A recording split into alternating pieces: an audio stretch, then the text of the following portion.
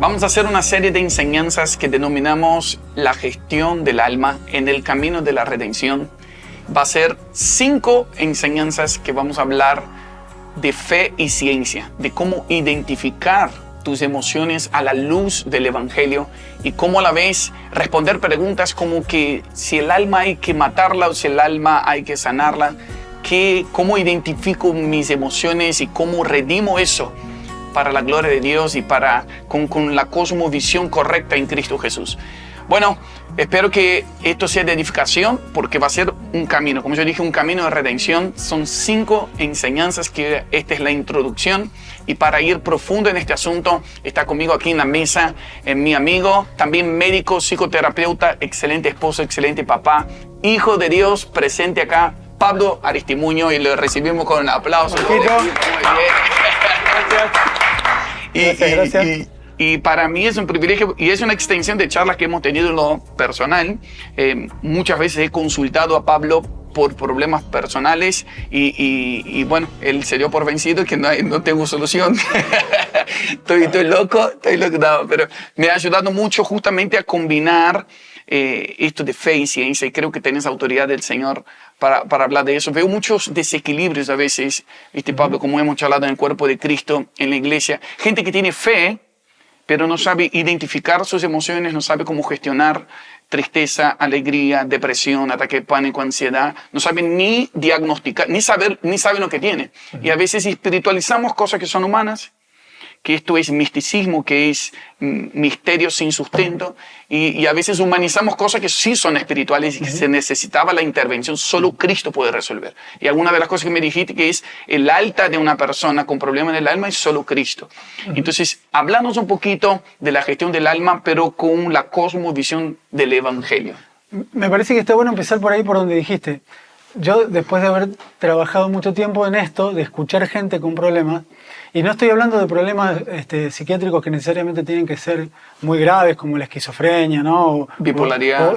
O una depresión muy severa, sino hablamos de la conflictiva del ser humano, el conflicto de la humanidad, ese ser sufriente, ¿viste? Que sufre todo, sufre las relaciones interpersonales, sufre la soledad, tiene sensaciones que no le gustan, está absolutamente cargada de temores, de miedos.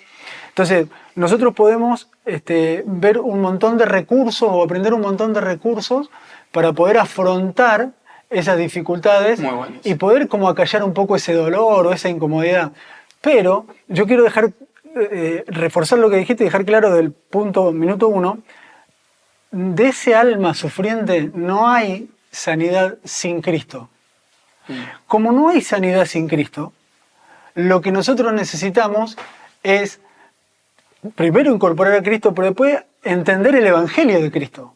Muy bueno. Porque el Evangelio de Cristo tiene una serie de puntos, de ítems, de momentos en los cuales se manifiesta, de cómo se manifiesta en nuestra vida.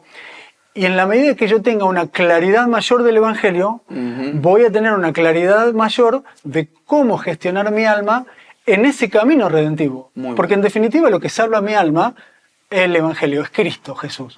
Cuando decimos el Evangelio es la buena noticia es Cristo para nosotros. Entonces, si yo tengo más claro el Evangelio de Cristo, pues más accesible está para mí esa expresión o esa manifestación, que se va desdibujando eso de lo espiritual a lo natural.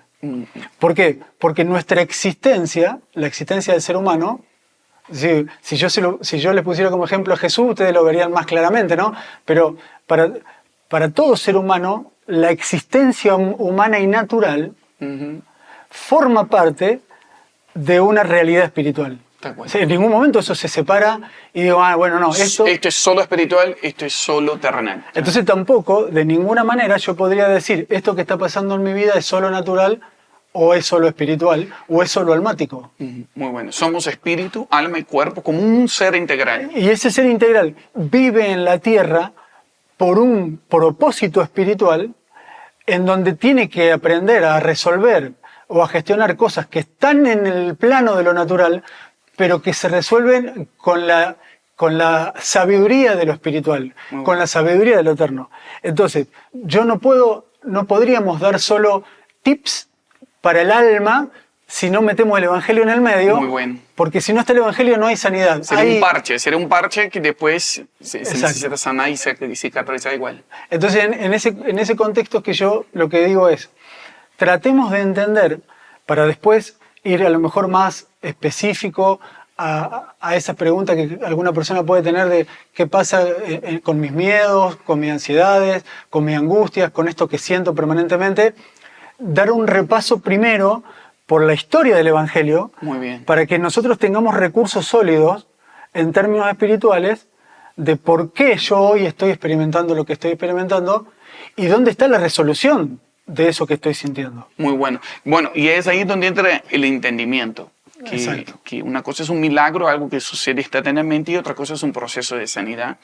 Por lo cual los que están acá conectados a este momento, es verdad, no te queremos dar solo una pastilla para anestesiar o calmar el dolor momentáneo que está pasando, sino queremos ir a la raíz y entender cómo funciona el ser humano y cómo Dios ya tiene una respuesta para eso, que es la buena noticia, que es el Evangelio, y cómo eso tiene que afectar espiritual mi cuerpo. Vamos por ahí entonces. Por eso dijimos que es la gestión del alma en el camino de la redención. Es un camino, no pretendemos quizás abarcar todo, pero en estas 5 enseñanzas seguramente van a salir con más luz de cómo identificar y gestionar. Está bien. Entonces, si te parece, empezamos desde el principio. Vamos del principio. Seguro que a vos te van a surgir, a ustedes los chicos, porque les cuento que acá estamos con gente también atrás. Está y todo están el ustedes equipazo ahí detrás. Sí, y están ustedes ahí atrás de la cámara. También la esposa de Pablo, que le va a asesorar en todo. Muy bien. Entonces, a lo mejor surgen preguntas. Bueno, como dijo Marcos, no sé si las vamos a poder responder a todas, pero digo, vamos a empezar de un contexto de lo que yo considero que es el inicio.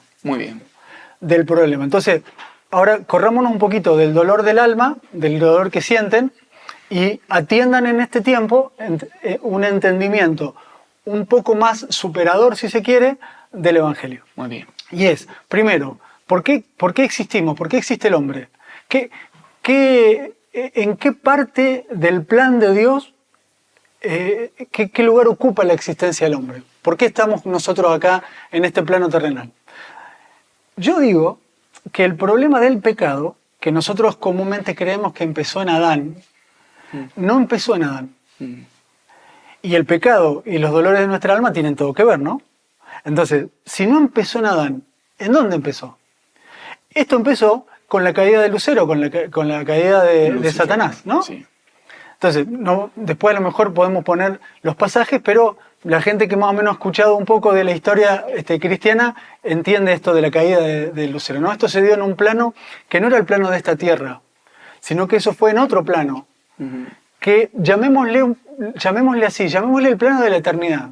Bien. Y llamémosle el plano de la temporalidad a lo que nosotros vivimos hoy en esa secuencia de días y noches, meses y años, ¿no? Bien. ¿No? Que eso está en la tierra desde que Dios puso las lumbreras, ¿no? Puso las lumbreras para marcar, dice, tiempo. Antes de eso no había tiempo. Antes de eso había otro tiempo en la tierra y antes de eso había un plano que llamémosle eternidad. Muy bien. Entonces, básicamente, lo vamos a poner bien en concreto, ¿qué le pasó a Lucero? Lucero se sintió hermoso, sabio, se sintió todopoderoso y quiso ocupar el lugar de Dios. Él quería subir al lugar más alto, ¿no? El lugar más alto era la habitación de Dios, ¿no? En la cima del monte. Él quería ocupar ese lugar. Entonces, ¿cuál fue el pensamiento satánico? Ese es creer que yo solo puedo y que no tengo necesidad de Dios. Esa actitud de Lucero lo puso automáticamente por fuera de Dios. Lo corrió de Dios. Interesantísimo. Y en su correrse de Dios, arrastró consigo a un número de ángeles, querubines, de seres celestiales. Y entendamos esto también, que en ese contexto de eternidad no vivían solo ángeles y querubines, había seres vivientes, hay, no sé, ancianos. Yo digo por las referencias que tenemos en la Biblia, ¿no? Dice, de hecho, en una palabra en el Nuevo Testamento que de Jesús toma nombre toda familia en los cielos y en la tierra. O sea, hay familias celestiales. Así es. E indudablemente también, por lo que dicen Hebreos, también estaba Jesús y el linaje de los hijos. ¿No? Que ahí Hebreos se ocupa de separarlo de los ángeles, ¿no? Dice, a ninguno de los ángeles se le dijo, hijo mío eres tú. Sí, sí, O sí. sea que Jesús no era de un linaje de ángeles, Así es. era el linaje de los hijos, Hijo. de los cuales también estábamos nosotros. Imagen y semejanza. Sí. Ahora, esto es bien importante. Ustedes, los que están del otro lado, los que estamos acá, todos estábamos en ese tiempo también. ¿De dónde saco esto? Del versículo que dice que Él nos escogió en Cristo desde, Antes de la fundación del mundo. o sea, antes de la fundación del mundo yo ya Efesios existía. 1:4, sí. Marcos ya existía. Ahora vamos a decir, bueno, Pablo, ¿y cómo existíamos? Teníamos alita, éramos angelitos, éramos un espíritu flotante, estábamos dentro del corazón de Dios, en la idea de Dios, no lo sé. Pero que estábamos. Ujú. Porque el principio de nuestra selección, fuimos escogidos, Antes. fue antes de la fundación del mundo. Interesante. Entonces yo tengo esta hipótesis, que en ese gran revuelo celestial que se produjo con el arrastre de Lucero, o sea, con la caída de Lucero, eso conmovió a todas las familias del cielo. Ujú. Imagínate estar en un cielo donde hay unidad, donde está el gobierno de Dios, la voluntad de Dios, y de repente uno se revela, se subleva, arrastra consigo otros seres. Eso tiene que haber sido una conmoción en todas las esferas de la eternidad. Pero acá me hiciste pensar algo extraordinario. Bueno, para mí, Satanás sintió en ese momento una especie de... La Biblia dice que su corazón se enalteció. O sea, de ahí dice en Ezequiel que entonces tenía corazón en la eternidad, tenía sentimientos. Y eso está respondiendo a un Dios que siempre se alegró con su creación, veía que era bueno y se alegraba, pero también un Dios que tenía celo de su creación, que se enojaba cuando no salía como quería, por eso hubo la caída. Entonces, emociones siempre existieron. Eso Sí, está bueno. exacto. Es que yo creo que en la Tierra se replicó la plenitud de las cosas. Muy No bien. es que se replicó un pedacito. Muy O sea bien. que si nosotros hoy tenemos emociones es porque también Dios es movido a ira, es. ¿no? Digo, Así es, se entristece, se alegra. tiene emociones. Muy bien. Ahora, imagínate vos ser Dios y ver que la creación esa que tanto amás, que donde fluía amor, donde todo había armonía, de repente ahora quedó dividida, separada.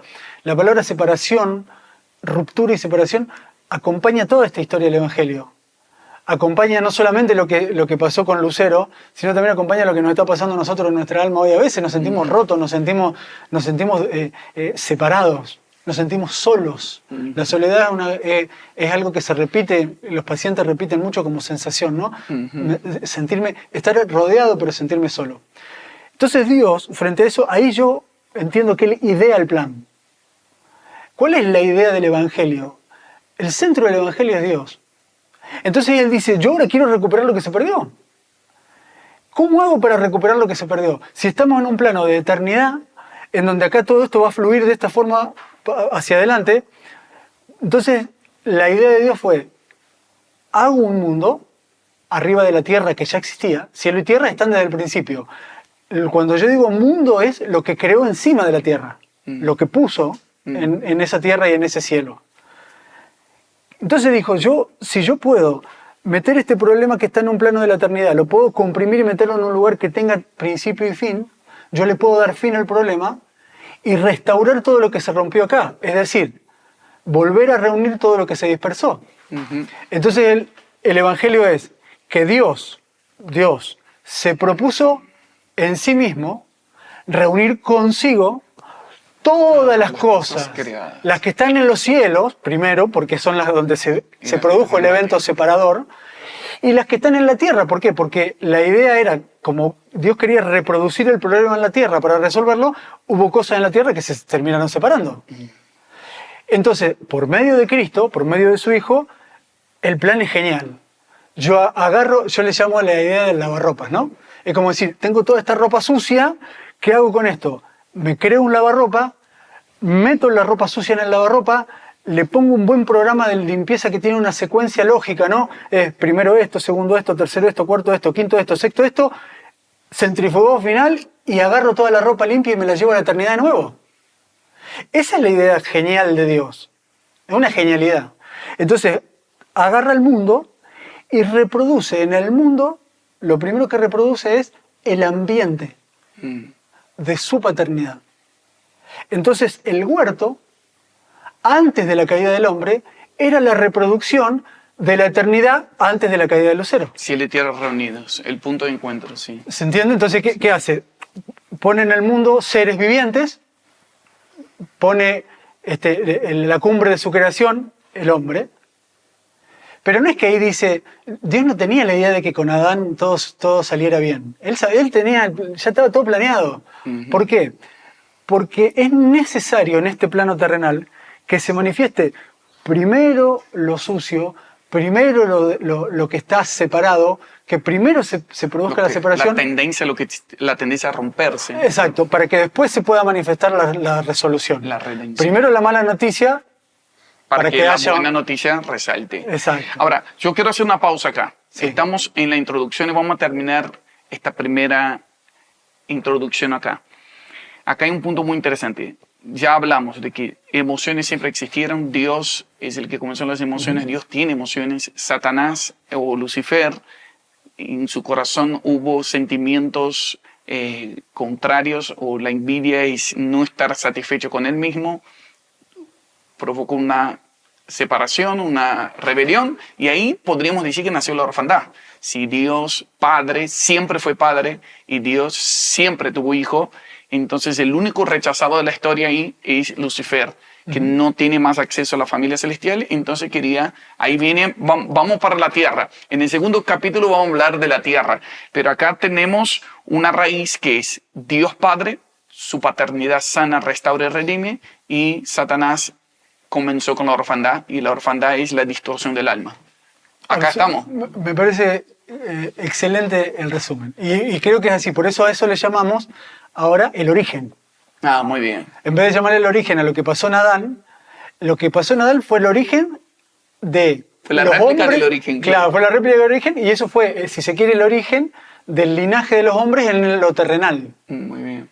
Pero el problema, el origen, es tal cual lo dijiste vos. Muy bien. Entonces, para terminar este primer capítulo, es muy importante que todos los que están conectados, primero, que pongan acá en los comentarios qué pregunta tenéis para gestionar acerca de tu alma, qué dudas tenéis que te gustaría que en las próximas enseñanzas pudiéramos contestar. Vamos a estar leyendo, yo voy a leer personalmente los comentarios y vamos a intentar contestar más adelante o ahí mismo ver. ¿Por qué? ¿Cuál es nuestra intención de esta semana? ¿Cuánta gente de fe ora y muchas veces sigue en la misma situación, con misma angustia, misma tristeza, depresión, ataques de pánico, porque no sabe cómo gestionar eso? Entonces, por un lado, a veces usamos la oración como si fuera una pastilla que a veces alivia, pero no resuelve el asunto. Entonces, estamos hablando de cómo entender el ser humano hecho por Dios y cuál es la respuesta del Evangelio para eso. Entonces acá ya hablamos que Dios es Padre y hay un problema de orfandad en nuestra alma, y en la próxima vamos a hablar específicamente de eso, de cómo identificar un alma huérfana y cómo sanarla con la obra de redención de Cristo Jesús. ¿Quieres decir algo más? No, está bien. A mí se me hizo corto, pero está bien. No, por eso. Hay más. Vamos a seguir. Hay más. Entonces seguimos en la parte 2 de la gestión del alma. Ahí nos vemos.